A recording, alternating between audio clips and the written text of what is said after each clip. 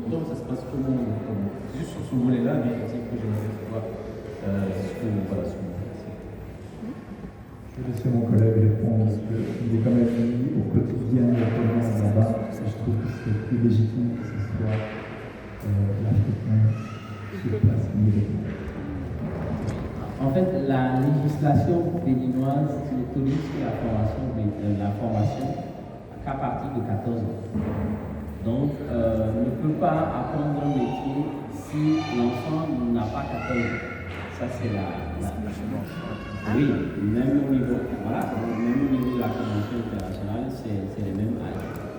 Donc, c'est l'enfant qui choisit sa formation. Nous avons, comment on appelle, voilà, un parterre de patrons dans différents métiers, boulangerie, cuisine, mécanique, vitrerie, menuiserie. Et le plus souvent d'ailleurs, c'est les enfants qui vont eux-mêmes choisir, comme on appelle, le patron dans la rue.